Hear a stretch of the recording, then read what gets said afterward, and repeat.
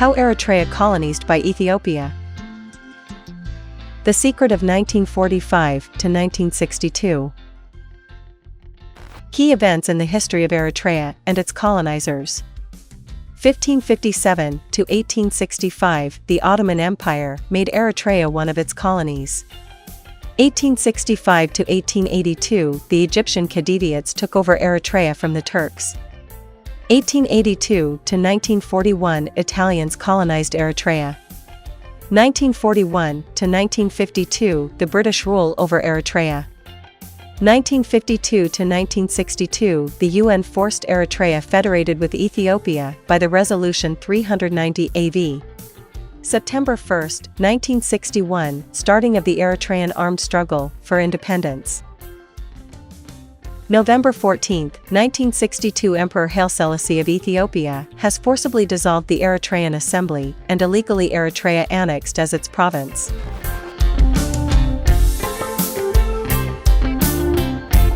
World map with borders. Age.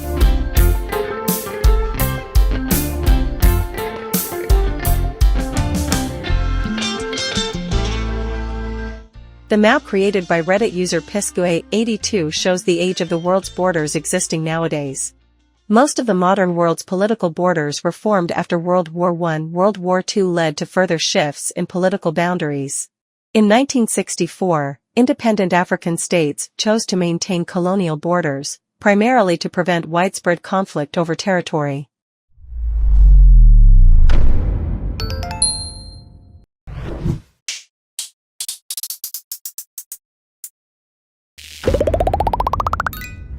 The Haile Selassie map of Ethiopia. Drawn and annotated in Amharic by the court geographer K.H. B. Papian in 1923. The Haile Selassie map of Ethiopia. This detailed manuscript map, now known as the Haile Selassie map of Ethiopia, was given by His Royal Highness Ras Tafari, then Prince Regent, later the Emperor Haile Selassie, to biologist and geographer Homer Shantz, while the American was visiting Ethiopia in 1924 as part of a study on agricultural regions of Africa. Drawn and annotated in Amharic by the court geographer K.H. B. Papian in 1923, the 59 by 52-inch map charts small towns, rivers, and a railroad running from Addis Ababa to Djibouti. The top of the map is handsomely embellished with illustrations, notably hand-colored oval portraits of Ras Tafari on the right and his aunt, Zadatu, Queen of Kings, on the left. Between them stands the crowned lion of Ethiopia bearing the Christian cross over his right shoulder, posed atop the Amharic motto of the country's rulers, the conquering lion of the tribe of Judah. Amharic key. 1a Map of Ethiopia. 1b Conquering lion tribe of land of Judah. 2. Empress Zadatu, Queen of Kings of Ethiopia. 3. His Highness Colony Ras Tafari, Crown Prince of Government of Ethiopia. 4. Ethiopia. 5. Anglo-Egyptian Sudan. 6. Eritrea Italian Colony. 7. Red Sea or Eritrean Sea. 8. Arab land. 9. The Sea of Aden. 10. Somali Territory French Colony. 11. Somali Territory English Colony. 12. Somali Territory Italian Colony. 13. British East African Colony. 14. Uganda. 15. Shua. 16. South. 17. West. 18. North. 19. East. Number 1464. The Haile Selassie map of Ethiopia, 1923. Drawn by K.H. B. Papian. From the Geography and Map Division of the Library of Congress. Published by Pomegranate Communications Incorporated, Box 6099, Rohnert Park, CA 94827. Copyright Library of Congress. Designed by Zoe Hardezek. Printed in Korea.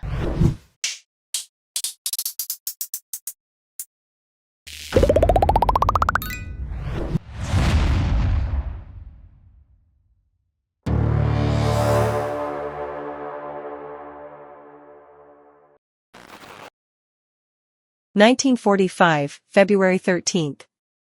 The worst ever day in the history of Eritrea.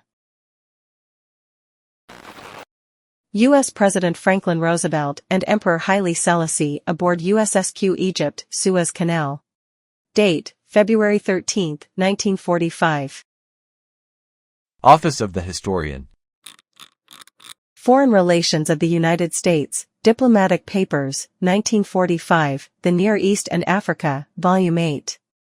884.001 Selassie, Haile Selassie 22745. The Minister in Ethiopia, Caldwell, to the Secretary of State. Number 371. Addis Ababa, February 27, 1945. Received March 13. SIR, for record purposes, I have the honor to report as follows regarding the meetings of His Imperial Majesty Haile Selassie I with the President and the Secretary of the United States. Here follows an account of arrangements for the Emperor's visit, the composition of his party, and its travel to Egypt. On Tuesday afternoon, February 13, the Emperor and his party were flown to Diverswar, Fleet Admiral William D. Leahy, and Minister Tuck and taken by automobile to the pier and thence by launch to a United States warship. Escorted to an American cruiser lying near the entrance to the Suez Canal. Next aboard the American warship is Haile Selassie, Emperor of Ethiopia. The President received them on deck about 5 p.m., and after a brief conversation between the President and the Emperor, the latter, with most of his retinue, was escorted over the ship, and then met the President in his cabin for tea. Conversation through tea was conducted between the President and the Emperor in French. After tea conversation was in Amharic and Mr. Deresa acted as interpreter. The only persons present being the President, the Emperor, Mr. Deresa, and, at the request of the President, myself. The conversation on official business lasted more than an hour and covered, among other matters, Ethiopia's need for a port. In reply to the President's question as to whether this should be Djibouti or in Eritrea, the Emperor said that from a short-term point of view Djibouti would be the best port because of the existing railway, but that a long-term policy required a port in Eritrea. The President inquired regarding the possibility of building a railway to such a port and was told it could be done. He advised that in case this were undertaken by an American company too much should not be paid for its services, and added that he would give the same advice in regard to petroleum in case that matter should ever come up. The Emperor read from several pages of notes in Amharic, which were translated into English as read, and on some points of which there was very brief discussion. When mention was made of Italian Somaliland, the President asked whether it had been at some time a part of Ethiopia, and the Emperor replied in the affirmative. No English translation of these notes is available, but they covered almost the same ground as the enclosed copies of memoranda in English regarding access to the sea, enclosure number 3, Franco-Ethiopian Railway, enclosure number 4, arms, enclosure number 5, Eritrea, enclosure number 6, war crimes and reparations, enclosure number 7. Here followed discussion of activities by British officials to arrange a meeting of the Emperor with Prime Minister Churchill and British Secretary of State for Foreign Affairs Eden, and a brief account of their meeting at the British Embassy at Cairo at 6 p.m. on February 16. J. K. Caldwell.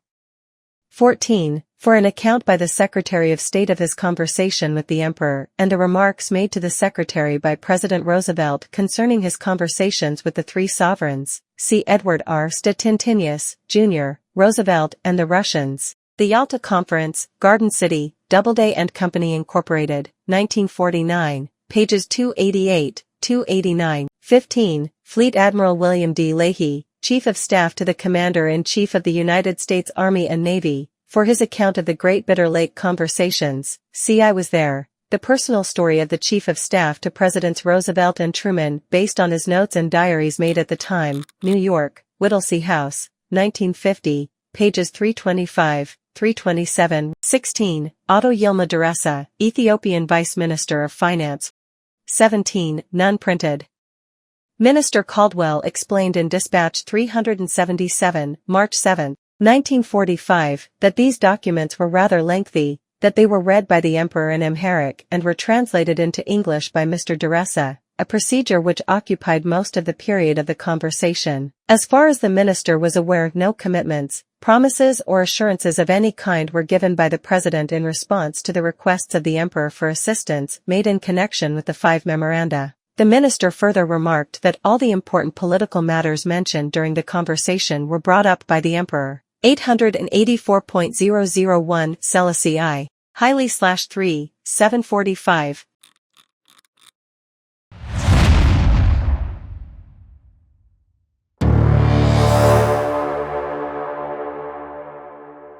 Foreign Relations of the United States, 1945, Volume 8, The Near East and Africa.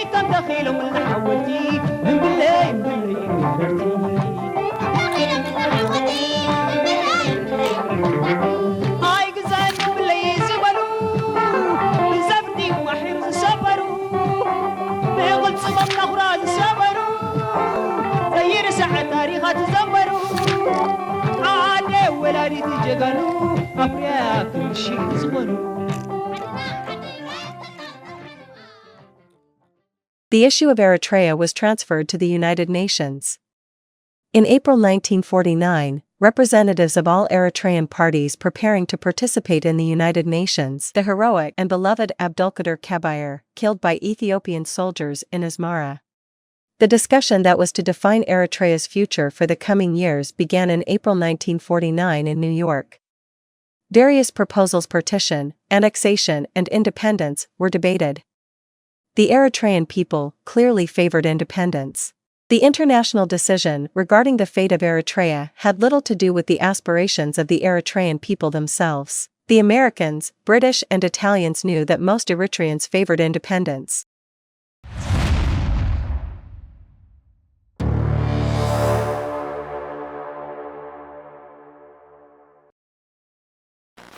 United Nations General Assembly 5th Session, 316th Plenary Meeting, Resolution 390 AV December 2, 1950. On December 2, 1950, the UN passed a Resolution 390 AV that formally federated Eritrea to Ethiopia. According to the terms of the resolution, Eritrea was to be an autonomous unit under the sovereignty of the Ethiopian crown. It would enjoy the widest possible measure of self-government. The Ethiopian emperor pledged his commitment to rule Eritrea as a constitutional monarch. On December 14, 1950, after UN Resolution 390 AV, the UN elected Mr. Eduardo Ansmadienzo as the UN Commissioner for Eritrea and entrusted him to implement its resolution. He arrived in Eritrea on February 9, 1951, to implement the resolution. From 1951 to 1952, he met with the people of Eritrea, religious leaders and politicians, British authorities, Ethiopians and interested governments. He discussed also with leaders, foreign nationals living in Eritrea. He prepared the Constitution of Eritrea on the structure of the government of Eritrea. Under the UN resolution, the British officials were responsible for assisting and cooperating with the UN Commissioner to implementation of resolution. On January 28, 1952, by Proclamation No. 121, it was announced by the British Chief of Administration of Eritrea.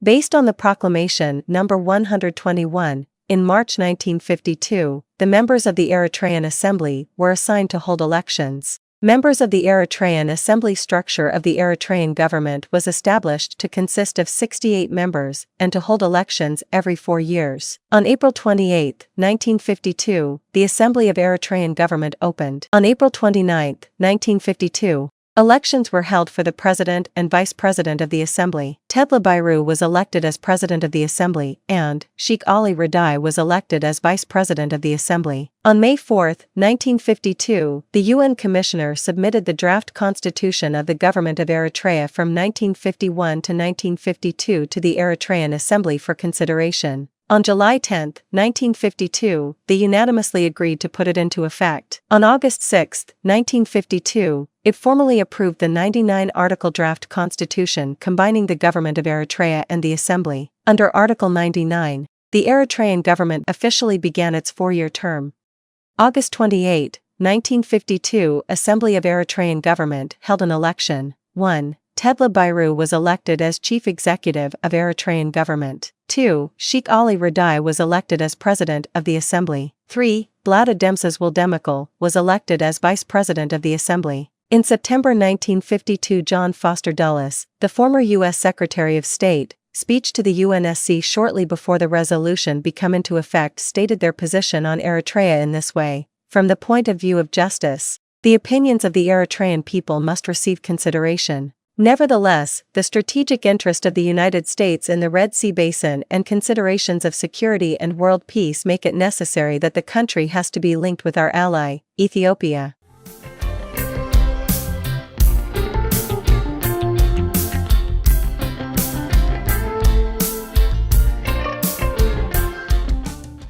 On September 11, 1952, Emperor Haile Selassie signed the Eritrean-Ethiopian Federation Act. According UN Resolution 390A, v. 1950, that formally federated Eritrea to Ethiopia. On September 15, 1952, the agreement was put into practice and the British rule ended and power was transferred to the Eritrean government and the federal regime of Emperor Haile Selassie. The UN Commissioner returned back to United Nations after his UN mission ended, and submitted his 1950-1952 report to the United Nations. Eritrean government officials wanted to defend the rights of the people and government of Eritrea, as the rights of power and human rights were constantly being violated by the imperial federal government Haile Selassie.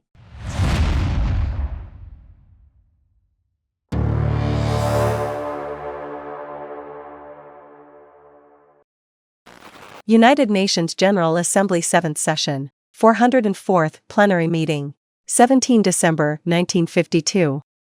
While the United Nations bore responsibility for the legal implementation of the 1952 resolution, neither the UN General Assembly nor any of its members protested Ethiopia's outright violation of international law.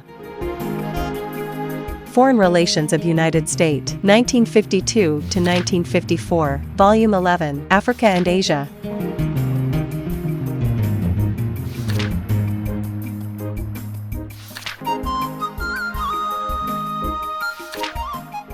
In the words of the then U.S. Consul in Asmara, the unification was prepared and perpetrated from above in maximum secrecy, without the slightest public debate or discussion.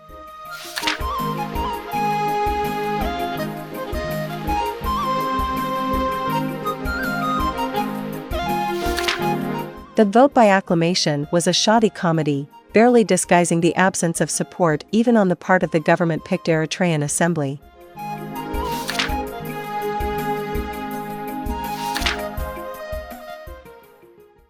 In late August 1955, the officials of the Eritrean government was forced to resign improperly on the indirect orders of Emperor Haile Selassie. Their replacement: 1. Asfa Wildemikal, the vice representative of Emperor Haile Selassie, Ethiopian government official who regularly tried to overthrow the Eritrean government, elected as chief executive government of Eritrea. 2. Sheikh Idris Muhammad Adem, was elected as president of the assembly.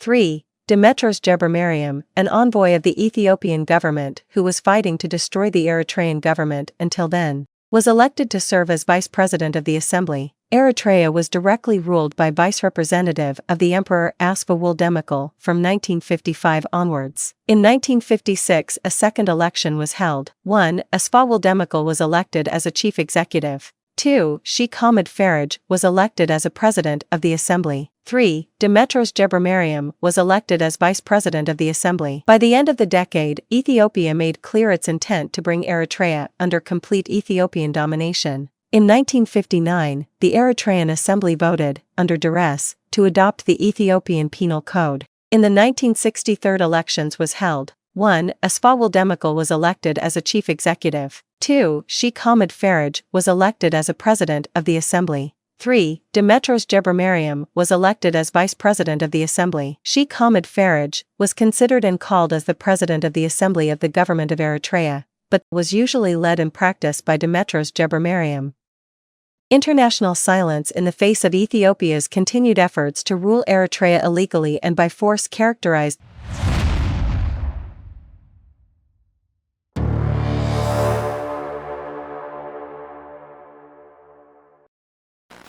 The Eritrean armed struggle for independence fired the first shots on September 1, 1961. In search of the collective long dream of self-determination and self-development for Eritrea as a nation, an armed struggle for liberation was declared as the sole means to achieve independence from offensive rule of the imperial Ethiopia. The next phase of long armed struggle for independence of Eritrea's history that break out in September 1, 1961 by Eritrean hero Hamd Idris Awati.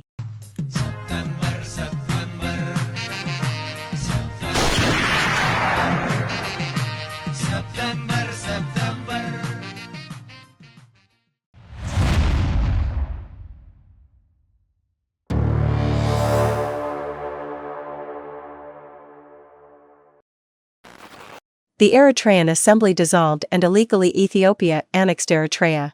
On November 14, 1962. November 14, 1962, when Asfaw Woldemikul came to the Eritrean Assembly to dissolve the government of Eritrea. Sheikh Hamid Faraj was not present and the assembly was led by Demetros Gebremariam. Successive Ethiopian governments based their claim to Eritrea on the Eritrean Assembly's endorsement of these measures. However, coercion, not democracy, was the decisive factor. Political activists, journalists, trade union organizers, and students were arrested. Police were present in the assembly, which was surrounded by Ethiopian military forces during critical votes. Ethiopia had annexed Eritrea in violation of international law.